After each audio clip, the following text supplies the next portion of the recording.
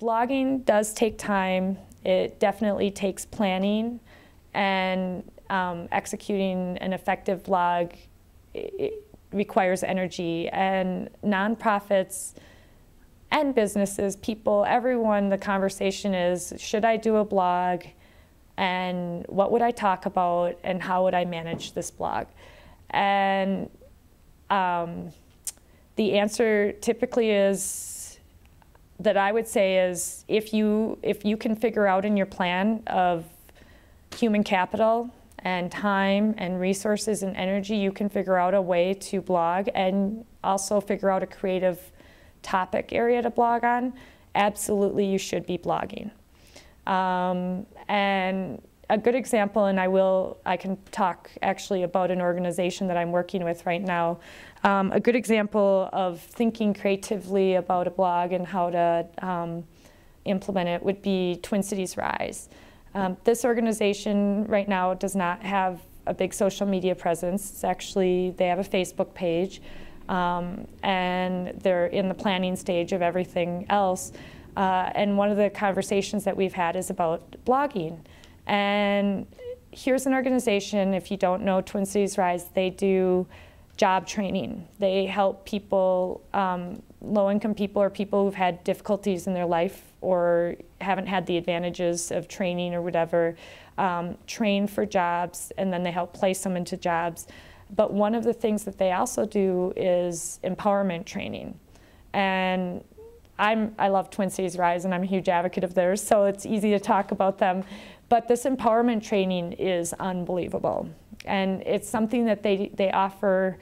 If you're a participant of Twin Cities Rise, you go through 12 or 16 weeks of job training. You're also going through continuous empowerment training, which is helping to retrain the way someone thinks about themselves and thinks about the world around them and thinks about their ability to succeed. They also offer the training to the general public, and they go into schools and businesses and the like, so they have this side business of empowerment training. And so it was just an obvious that they could do a blog on empowerment.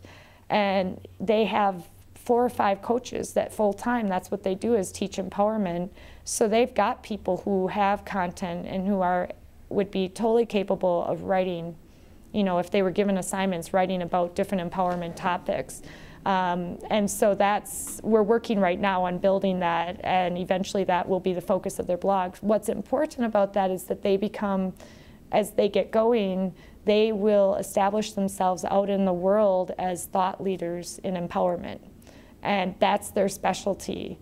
And most nonprofits have a specialty. They actually, you can establish yourself as a leader, as someone who is an expert in a certain area, and people, if you can figure out what that topic is that would entice people to want to visit or possibly follow your blog, then you can be out there communicating and have people all over the world caring about what you're talking about.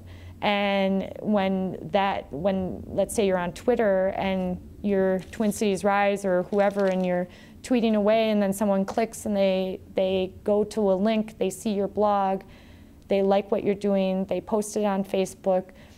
The idea is that you're drawing more and more attention to your organization, which will draw eventually more donors, which will draw more awareness and help your organization grow. Twin Cities Rise was kind of an obvious, you know, the blog topic, what they could talk about seemed to me obvious when I came in. Okay, look at what you do. You do this empowerment thing, let's talk about this. This is actually something that could really catch on, and you guys could easily establish yourself as thought leaders.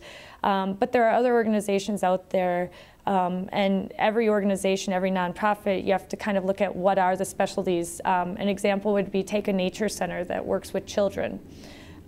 Their goal, their mission is to get people outside, outdoors, enjoying nature, and also reduce obesity, that kind of thing.